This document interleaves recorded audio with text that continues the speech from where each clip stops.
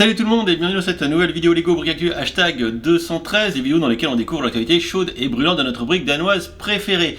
Après la vidéo d'hier qui concernait la banque Gringotts, un gros reveal qu'on attendait pour beaucoup, surtout pour les fans d'Harry Potter, et bien aujourd'hui Lego continue avec un petit leak ce matin d'un Chewbacca, on va en reparler, et également de deux autres sets Star Wars annoncés toujours pour le 1er septembre. On est mi-juillet et la vague de septembre commence à être sacrément teasé, voire même carrément révélé. Et on parlera enfin d'une boîte qui va être certainement une douille ultime dans la gamme Marvel. Bref, vous êtes fan de Star Wars, vous êtes fan de prix trop cher, et bien écoutez, vous êtes au bon endroit, on en parle tout de suite.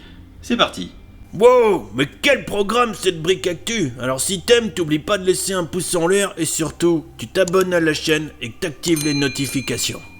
Et pour commencer, comment ne pas aborder ce petit leaks matinal de ce mercredi 19 juillet où quand on a vu pop cette photo de la boîte de cette figurine maquette, je ne sais pas trop, de Chewbacca. Alors, très sincèrement, on va regarder la page du produit sur le shop Lego, mais moi je vous avoue, je sais pas trop quoi en penser. J'ai deux approches. Je me dis, soit pour une fois je suis un peu sympa et je dis, c'est pas si mal que ça.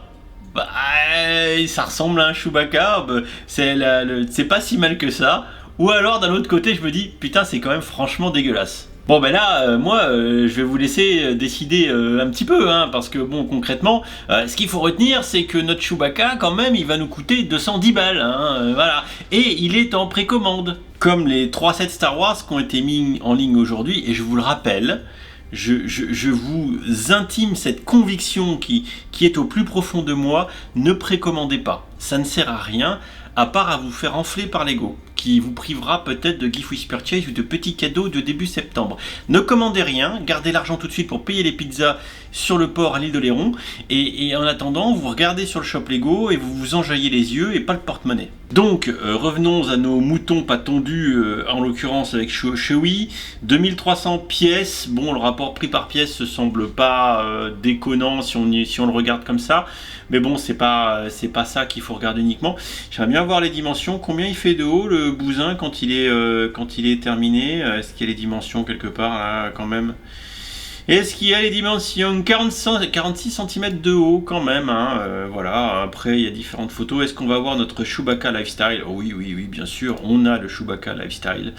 On va regarder ça un petit peu avec Jean-Jacques qui s'enjaille de son Chewie. Alors moi honnêtement je trouve que le corps en lui-même, l'effet Chewie est pas mal, mais j'ai juste à la rigueur un petit problème, j'ai un petit problème avec sa tête. Parce que non, je sais pas, mais il fait un peu flipax quand même. Pourquoi ils ont fait ça comme ça?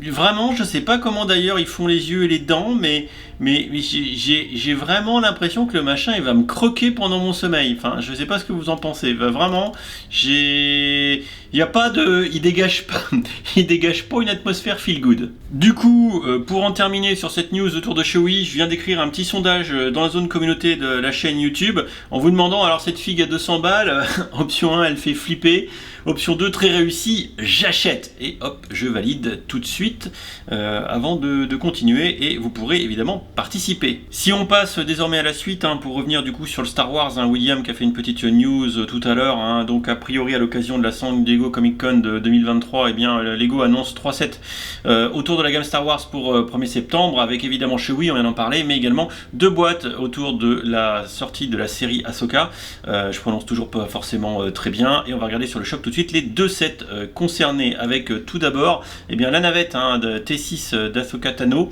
75 balles, 600 pièces, bon avec 4 figurines, faut regarder, pas sûr que le rapport qualité-prix soit très dingue. Bon, je pense que beaucoup d'entre vous vont soit être fans de la série une fois qu'elle sera sortie, soit de Star Wars Rebels, et je pense que d'un seul coup, vous allez très certainement cramer le PEL parce qu'on va retrouver des personnages bien connus, dont Sabine en l'occurrence avec ses beaux cheveux violets. Donc du coup le set, c'est un vaisseau vaisseau qui je crois, on a déjà vu chez Lego, hein. Je mets un conditionnel parce que c'est pas un truc que j'ai suivi de très près, mais je pense que ça fera plaisir aux fans hardcore, toujours avec le corps du vaisseau qui peut tourner autour du cockpit. Ça, c'est plutôt stylé en termes de jouabilité. Du lance-stud nouvelle génération, des figurines qui pour le coup ont quand même l'air stylées, donc ça c'est bien. On va peut-être pas trop se faire voler de ce point de vue là. Ça reste un playset, on est à moins de 100 balles, on va s'estimer heureux, 75. Évidemment c'est en précommande et vous ne précommandez pas, et vous attendez, parce que sachant que c'est du playset, il y aura bien moyen de le choper à un moment donné autour de 65 € ou un truc du style. L'autre set qui est également sympa, tiré de la série aussi, avec des vaisseaux qu'on voit pas souvent. Moi ça me fait un peu plaisir parce que ça renouvelle un petit peu le paysage de vaisseaux Star Wars.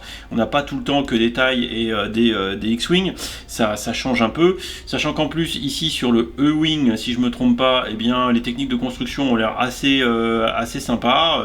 Voilà, non franchement c'est assez sympa.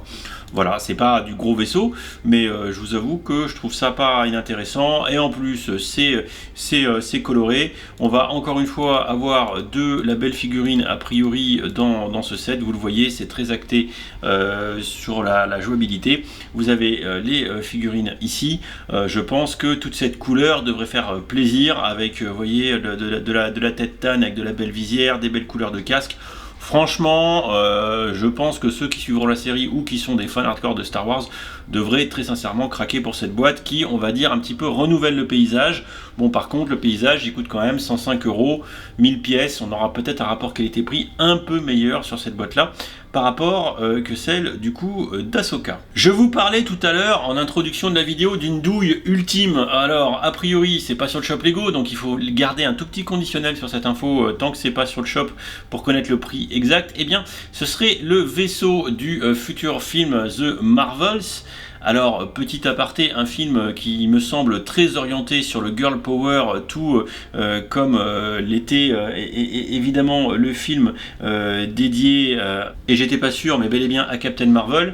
Voilà, et j'espère que le film ne fera pas autant de forcing que le set Lego semble parti pour le faire, parce que du coup là accrochez-vous Simone pour ce vaisseau qui me semble tout à fait moche, voilà, et que seuls très certainement les fans hardcore du film achèteront, et qui sera certainement probablement conditionnel, le seul set adapté de ce film là.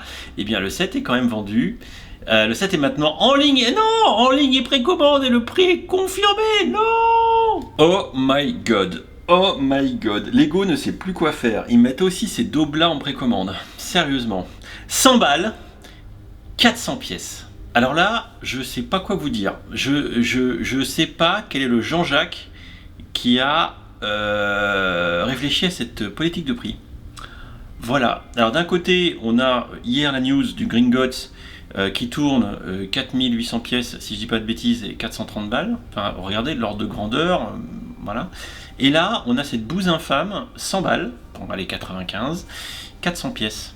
Mais dans quel monde Lego pense que ça va se vendre? Alors, je sais pas si vous avez un petit peu ce feeling, ce feedback. Il faut quand même se rappeler que dans les gammes récentes Marvel, sur les films un petit peu, vous savez, un petit peu hors MCU, les films un peu one shot que tu mets dans un coin. Je vais prendre l'occurrence par exemple de The Eternals. La gamme Lego The Eternals, c'est l'enfer. Les magasins n'arrivent pas à les vendre, hein. Les sets sont, je sais pas s'ils ont été beaucoup bradés, mais néanmoins ils n'ont pas bien marché. Voilà. Et si aussi vous suivez bien l'actualité de ces films Marvel au sens large, vous savez qu'en fait en général, à part pour les gros films comme par exemple les Avengers, Endgame, etc., qui voient des vagues complètes de produits les accompagner, il y a d'autres films plus anecdotiques qui voient en général qu'un set les accompagner. Je vais vous prendre comme exemple le set autour de Black Widow où on n'avait eu que l'hélicoptère. Black Panther, des fois on avait un ou deux sets, enfin c'était jamais énorme. Pour ce qui est autour de la saga Ant-Man, par exemple, je crois que pour le premier il y avait eu qu'un vaisseau, enfin vous voyez, c'est souvent assez chiche. Et d'ailleurs je crois que pour Captain Marvel il y avait eu un vaisseau avec son espèce de chasseur, et c'est tout. Là pour le film The Marvels, qui est censé arriver cette fin d'année 2023, il n'est pas déconnant qu'on ait que cette boîte, mais ça sera la seule, hein. Et je pense qu'elle va terminer chez Stockomanie rapidement. C'est pas possible. Lego, réveillez-vous. Je sais pas, soyez logique, c'est pas possible de vendre. Non mais sérieusement, ils nous prennent quand même pour des jambons quoi. Enfin, vous voyez, quand même, c'est à quel moment on paye 100 balles un set de 400 pièces. Enfin, vous voyez un peu la gueule du truc là. Enfin, sincèrement, alors les 3 figurines, très bien, mais le girl power va pas suffire à motiver mon porte-monnaie. Hein. Et l'équipe de chat qui a... Regardez Jean-Jacques qui s'enjaille. Ouais, j'ai 100 balles au bout de bras. Mon Dieu, 100 € que c'est léger. Donc bon, bref, je vais pas épiloguer là-dessus, mais ça me semble, après la grue Liber, une méga grosse douille. Évidemment, non seulement vous ne précommandez pas, mais je vous recommanderais de ne pas l'acheter. Bon, bah, pas tant qu'il tombe pas sous 50 balles. Enfin, ça, ce n'est que mon opinion. Rapidement, une petite info d'un prochain set Gift with Purchase qui sera offert, qui a priori était, encore une fois, issu d'un petit concours Lego ID. Voilà, c'est ce projet-là qui va donc remporter la mise. On n'aura plus qu'à mettre Mademoiselle Hermione Granger sur le fauteuil et on aura un parfait petit set Harry Potter. Voilà qui nous permet de conclure gentiment cette Brick Actu 213. Alors je vous ai pas parlé de la série de figurines Marvel Number 2 qui devrait sortir également début septembre. Hein. Il y a les leaks qui traînent. Il y a pas mal de figurines qui ont l'air plutôt cool. Je pense que ça devrait bien vous enjailler pour ceux qui sont fans. Et sinon, autour de cette Brick Actu 213, on pourra quand même retenir, on va dire, des belles productions de Lego sur le Star Wars. C'est plutôt intéressant sur les vaisseaux et de la série Ahsoka. Chewbacca, écoutez, je vous laisse simplement aller en zone communauté ou en commentaire de la vidéo, puis donner votre avis, vous exprimer. Hein, j'utiliserai ça dans les prochaines vidéos à venir, évidemment, pour débrief votre position et vos votes, évidemment. Et je reste énormément déçu par cette approche de prix qui est complètement délirante pour le vaisseau The Marvels. Et j'espère que ça ne sera pas de mauvais augure pour le film, puisque vous le savez, l'industrie du divertissement, Disney en l'occurrence, pour ne pas les citer, mais d'autres également, surfe à toute berzingue sur les concepts d'inclusivité à outrance, voire même en être presque extrémiste, hein, d'ailleurs, ce que moi j'ai envie de vous dire, je déplore, puisque vous le savez, moi je suis un fervent défenseur de l'inclusivité dans le sens où on doit tous se respecter les uns les autres, s'aimer et ne pas se vilipender, mais de là à en faire des outils marketing purs, en général desservant le contenu, là c'est dommage, et je pense d'ailleurs, j'en suis fermement convaincu, que ça dessert les causes qu'on veut mettre en avant quand on met mal en avant l'argumentaire qu'on veut déployer. On peut regarder chez Lego 2 échecs récents majeurs. Alors attention, hein, loin de moi l'idée de crier au wokisme ou tous ces choses-là, bien que ça pourrait faire l'objet d'une vidéo pour vraiment dépiler les tendances sociétales qui sont dans l'industrie du divertissement, que ce soit l'industrie cinématographique, mais également l'industrie du jouet qui est frappée de plein fouet par ces tendances marketing. Hein. J'ai envie de vous dire que c'est pas forcément les clients de produits ou les spectateurs de films qui cherchent à tout prix à voir ça, mais c'est l'industrie elle-même qui force les traits là-dessus. Vous l'avez vu dans tous les films Marvel récents. Captain Marvel était une brique assez intéressante de ce point de vue-là, puisqu'ils avaient déjà bien mis en avant le Girl Power. J'ai l'impression que dans Miss Marvel, The Marvels, ça va être x10, mais attention, si le film tourne uniquement autour de ça, ça va être le bide. Je pense que le set lui va bider. Voilà, j'en suis certain. Voilà, d'ailleurs le rétex sur les autres sets Marvel de ce type-là quand même ont tendance à le montrer. Et également, ce que je disais, Lego on a également fait les frais avec une stratégie d'inclusivité à outrance. Hein, et ça, en fait, c'est presque les prémices d'une vidéo que je pourrais faire pour essayer de dépiler un peu ce que Lego, pour l'industrie du jouet en brique danoise, nous réserve. On pourrait citer par exemple le cas du baby-foot, et donc encore une fois j'y reviens, du set Icon of Play, qui pour moi est un échec industriel. Le fait qu'il ait été bradé dans le mois suivant sa commercialisation par Lego, qui en général brade assez peu sur son site, et là encore une preuve à mon sens d'échec, mais la politique tarifaire et le design autour de ce set est complètement scandaleux, et c'est d'autant plus dommage quand on veut mettre en avant une cause qui est intéressante, en l'occurrence ici le football féminin. Et comme je le disais il y a quelques instants, excusez-moi, la conclusion prend un peu de temps, loin de moi l'idée de crier par exemple au wokisme, mais on peut quand même se poser des questions raisonnablement sur la stratégie marketing que Lego veut déployer, parce que malheureusement, et là j'en suis désolé, la preuve par l'exemple et par les récentes productions de Lego, ils sont pas bons sur le sujet. Voilà, c'est factuel, ils sont pas bons, les produits se vendent mal, ils sont trop chers. Je veux dire, tu veux aider quelqu'un, tu rends accessible ce que tu veux lui donner. Tu veux promouvoir quelque chose, tu le rends accessible.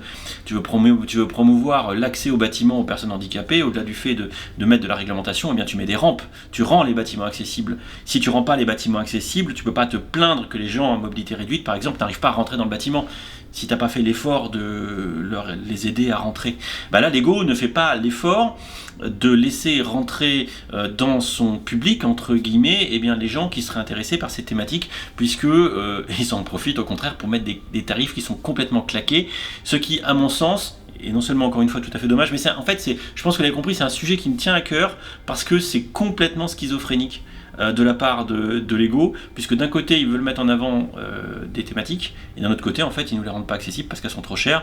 Et je terminerai sur l'exemple avec le set Woman of NASA, qui il y a quelques années en arrière était vendu 30 balles, avec des femmes à son bord, superbe mise en avant, petite création facile, accessible, que tout le monde pouvait mettre sur ses étagères. Et là, 2023, on a une bouse infâme qui s'appelle Icon of Play, qui est vendue 100 balles, qui ressemble à rien.